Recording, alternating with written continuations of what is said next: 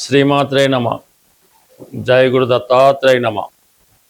ఈ వీడియోలో మనం ధనుసు రాశి వారికి మార్చి 29 నుంచి ఏప్రిల్ 4 మధ్యలో జరగబోయే వార ఫలాలు పరిశీలిద్దాం.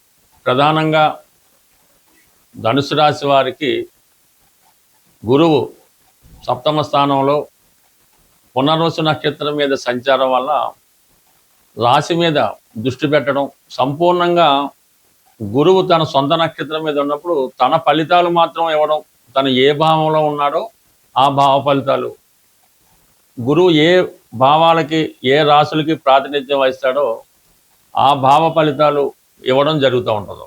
ఇప్పుడు గురుగ్రహం ధనుసు రాశి వారికి రాశి యందు గురువు ఉంటే ఎటువంటి ఫలితం వస్తుందో ఆ ఫలితం వస్తుంది. చతుర్థ భావ ఫలితాలు వస్తాయి, సప్తమ భావ ఫలితాలు వస్తాయి. ఎవరికన్నా ఇవే మూడు ప్రధానంగా నడుస్తూ ఉంటాయి. మరి ఆరోగ్య విషయంలో చాలా అనుకూలంగా ఉంటుంది. కొన్ని పెళ్లి విషయంలో కొన్ని శుభవార్తలు వినే అవకాశం ఉంది. ఏదైనా పంచమంలో ఉన్నటువంటి శుక్రగ్రహం వల్ల మీరు ఇష్టపడి పెళ్లి చేసుకున్నా, పెద్దలు కుదిర్చి పెళ్లి చేసుకున్నా, ఈ సమయంలో మీకు వివాహ విషయంలో ఒక నిర్ణయానికి రావడం జరుగుతుంటుంది. అలాగే చిన్న చిన్న సమస్యలు వైవాహిక జీవితంలో భార్యాభర్తల మధ్య ఉన్నవి చాలా వరకు సమస్య పోవడం జరుగుతూ ఉంటుంది.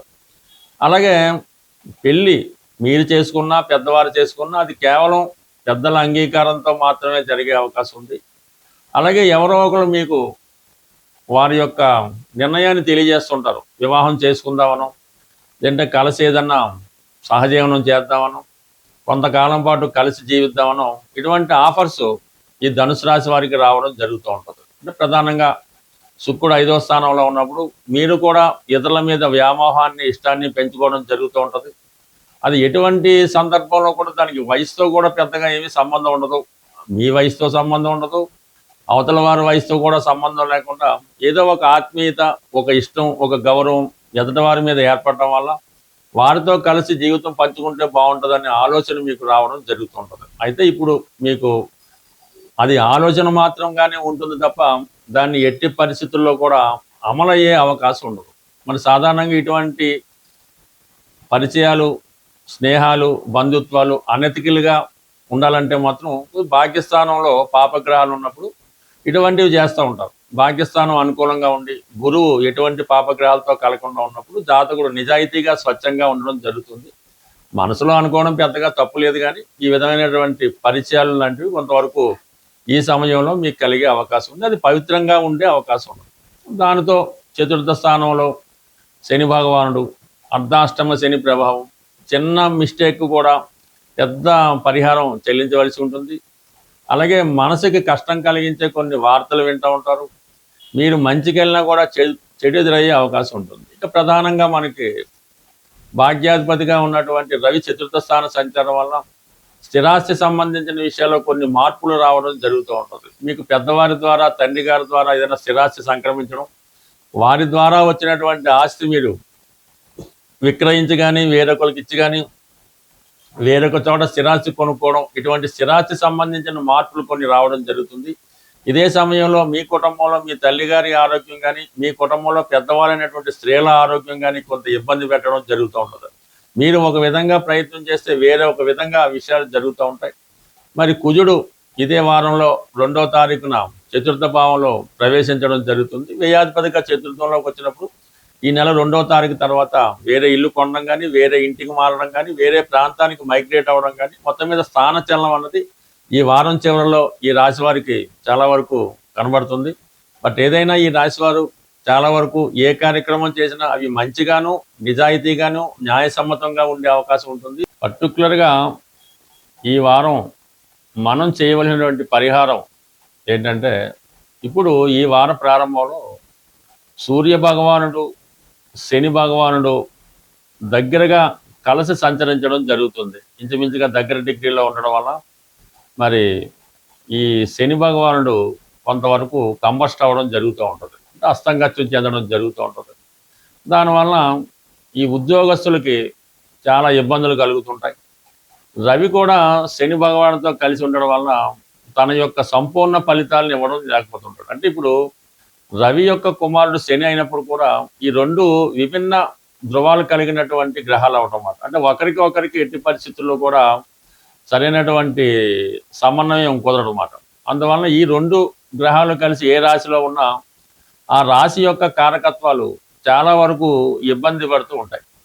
సో ఈ కారణం వల్ల ఏంటంటే ఎవరైనా సరే ఈ సమయంలో వ్యక్తిగత ఆరోగ్యం కొరకు కానీ, తండ్రి గారి ఆరోగ్యం కొరకు కానీ, లేదంటే ఉద్యోగంలో అభివృద్ధి కొరకు కానీ కంప్లీట్గా ఈ రెండు గ్రహాలని మీరు పరిహారం చేసుకోవాల్సి వస్తుంది.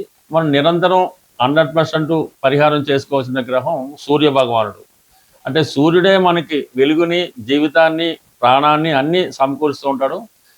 సూర్య భగవాను మాత్రమే ధనాన్ని జాతకుడికి ఇచ్చే అవకాశం ఉంటుంది. ధనాన్ని కానీ, ఆరోగ్యాన్ని కానీ సూర్య భగవానుడు ఇస్తాడు. కాబట్టి కంప్లీట్గా మీరు సూర్య భగవానుని ప్రతిరోజు సూర్య నమస్కారం ద్వారా, ఆదివారం నియమంగా ఉండడం ద్వారా, తండ్రి గారిని, తండ్రి సమానమైన వ్యక్తుల్ని గౌరవించడం ద్వారా కంప్లీట్గా మీకు సూర్య భగవానుడి అనుగ్రహం లభిస్తూ ఉంటుంది. అంటే ఈ సమయంలో మీకు ఏదైనా కొత్త ఉద్యోగం ప్రయత్నం చేస్తున్నా, నిరుద్యోగులైన వారు ఎవరైనా సరే ఈ సమయంలో మీ యొక్క తండ్రి గారికి కానీ, గురువు గారికి కానీ తెలుపు రంగు వస్త్రాలు సమర్పించి వారి ఆశీర్వాదం తీసుకోవడం వలన మీకు ఉద్యోగ ప్రయత్నంలో ఉద్యోగం నెరవేరే అవకాశం ఉంది.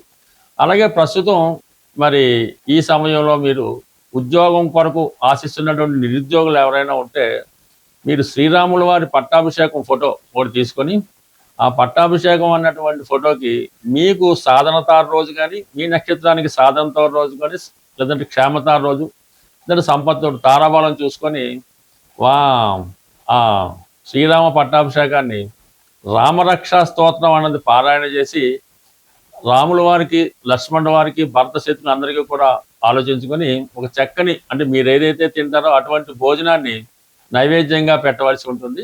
అలాగే ఎవరైనా అన్నదమ్ములు ఉంటే, ఒక ఇద్దరు కానీ, నలుగురు కానీ ఉంటే అన్నదమ్ములైన వారికి మీరు ఆ రోజు ఆహ్వానించి వారికి భోజనం పెట్టడం వల్ల మీకు కంప్లీట్గా నిరుద్యోగ సమస్య ఏమన్నా ఉంటే పరిష్కారం అవుతుంది, కొత్త ఉద్యోగం వస్తుంది, అన్నదమ్ముల మధ్య స్నేహభావం ఏర్పడుతుంది, పరస్పరం ఒకరు సహకరించుకోవడం జరుగుతూ ఉంటుంది. సాధారణంగా మీరు ఎక్కడున్నా, ఎలా ఉన్నా మీకోసం మీరు బాగుండాలి, మీకు ఉద్యోగం రావాలి అనుకుని ఒక నలుగురు ముగ్గురు ఆలోచిస్తే మాత్రం కంపల్సరీగా మీకు అటువంటి ఉద్యోగం కానీ, వ్యాపారంలో అభివృద్ధి కానీ వస్తూ ఉంటుంది.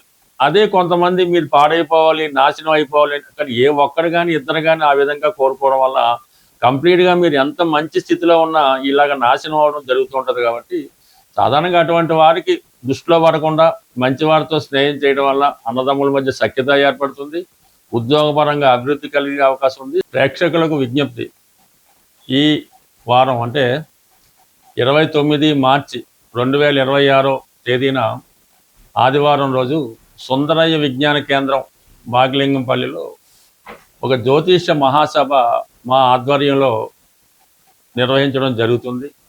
ఈ జ్యోతిష్య మహాసభ ఉదయం 9:30 నుంచి సాయంకాలం 5:30 వరకు ఉంటుంది. ప్రవేశం అన్నది పూర్తిగా ఉచితం. అన్ని సౌకర్యాలు మీకు సభలో ఏర్పాటు చేయడం జరుగుతుంటుంది. అంటే భోజన సౌకర్యాలు వగైరా వగైరా. ఈ సభలో ప్రముఖ జ్యోతిష పండితులైనటువంటి శ్రీ నానాజీ పట్నాయక్ గారు, అలాగే మల్లాది మణి గారు, జనార్దన్ ఠాగూర్ గారు, అలాగే బంగారాయ్ శర్మ గారు, నీలం పూర్ణమోహన్ గారు, ఎన్ విజయశంకర్ గారు, అలాగే విజయలక్ష్మి గారు మొదలగు ప్రముఖ జ్యోతిష్కులు వారి వారి ప్రసంగాలు వినిపిస్తారు. ఈ సభలో వచ్చినటువంటి ప్రేక్షకులు ఎవరైనా ఉంటే వారి యొక్క సందేహాలు ఏవైనా ఉంటే సభాముఖంగా ఈ పండితుల వద్ద మీరు తెలుసుకొని దానికి సరైనటువంటి సమాధానాలు కూడా తెలుసుకునే అవకాశం ఉంటుంది. జ్యోతిషంపై ఆసక్తి ఉన్నవారు తప్పకుండా ఈ సభకు హాజరై మమ్మల్ని, మా సభని విజయవంతం చేస్తారని ఆశిస్తూ స్వస్తి, శుభం.